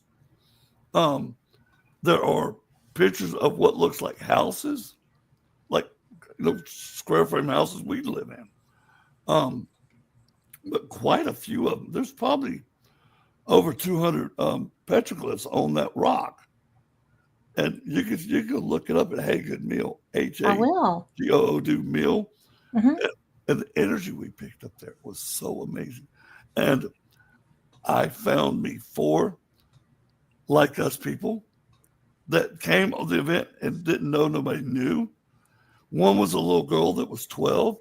Right. And I looked at her and says, "How long you had the gift, sweetie?" And her mama looks at me and goes, "How do you know that?" I said, "I could see her aura. I could see her energy." "Oh, yeah, by the way, you have it too." Her face turned beet red. She didn't think anybody knew. Right. And I said, look, I know this is probably scary for you because you see stuff that you don't see. I said, look, embrace what gifts were given to you. It'll be so much easier. And me and Lee actually ended up giving her book, So You Think My Kid's a Psychic. We gave her that book and autographed it for her. She was so happy. When I seen her later on that night, she says, Mr. Blaine, you told me that I have control. She said, these spirits kept trying to mess with me. And I told them no, and they went away. I said, oh, my goodness. She was like just tickled. Her mama was like, yeah. Yeah. So that was my fun one. And I had 2 older women that didn't want nobody to know they had gifts. And when I told them they had gifts, they're like, and I told this woman, this is what was cool. I didn't know this woman. I had met her earlier that day at like a flea market thing we were at and got her to come to the event. And we're sitting there and I'm looking at her and I said, "Do you really like pirates that much?" And she looked at me and goes, wait, what? She was related to Blackbeard. Oh, actually, she was related to Blackbeard's best friend, who was supposed to go with Blackbeard down in the Bahamas when the British were closing in on it. Mm-hmm. He decided to go to the brothel and get some rum and a woman. So he never left with Blackbeard. But when I told her Blackbeard, her face is like, I just found that out like a couple of weeks ago through Ancestry.com. Yeah. I'm like, isn't that cool? That is the coolest. And I think my favorite was actually after the event, we had stopped to eat at a Waffle House. And the young lady that served us, I could tell her energy was like way, way bad, real sad, real angry. And you know how I told you before, people just like to come up and talk to me and spill their guts to me? Yep. Well, she had me, Matt, and Lee there as well. So she felt extra ordinary. She was going to talk to us. And pretty much. And the first thing I said, your dad's okay. And she welled up in tears. She says, my dad committed suicide 4 days ago. She says, how do you know that? I said, he's standing right here next to me. And Lee goes, yeah, he's standing right there. Yeah. And just to give her that closure, that she was just ecstatic when we left there. I don't think she even charged us for our meal, come to think of it. Well, because, anytime that somebody suicides, the people left behind, they're pissed. Oh, yeah. As well as devastated in every other way. Oh, of course they are. But they're also concerned for their souls. Yes. Because we're taught that that's the ultimate sin that you can't be forgiven for. Yeah. Because you're not there to ask for forgiveness. I do not believe that. I believe that if you're in enough pain and turmoil, that your only way out, Well, you're not getting judged on that. well, there was a lot of mitigating surfaces to his departure. Yeah. Stuff that happened to him. He was a child that was not good. Yeah. That he was addicted to drugs and could not get off of them. And he didn't want to turn into what his father was, which was a very bad person. Right. I'm not going to give him credit for what he was, Right. but he was just very bad. And it made his son think he was like his dad. And he just couldn't take it no more. So he ended himself, which was, I hated for the fact that the girl had to suffer, Yeah. her and her sister, because that was her dad. Yeah. But giving her the information, the closure she needed to know that her dad was okay. And her dad was just constantly apologizing. I'm so sorry. I'm so sorry. I didn't want to do this. I had no choice. I'm so sorry. But I am here. I'm proud of you. I'm proud of your daughters. And I'm glad of the young lady you've made yourself. So that was like, whoa, that was pretty freaking intense, cool. It was sad and cool at the same time, but we got to leave that young woman with some peace in her heart and her mind. And that's why we have the gifts we have. Yep. I mean, the other is fun, but that's situation is why we have these gifts. Yeah. Right? Yeah. My eyeballs, I got eyelash in my eye. I'm like, dang, get out my eye. Yeah. But yeah, we actually gave her the healing she needed and gave answers to some other people that they needed that night. I just had so much fun because it was so sacred for me to be on my Native American stomping ground. Yes. To actually get to stand barefooted on the petroglyphs that my ancestors carved. Yeah. And the energy that was in that place, Kat, oh my God, it was so, easy way to describe it, it was beyond euphoric. Yeah. It was like, oh my God, this is amazing. Well, and that's such a gift to be able to be there.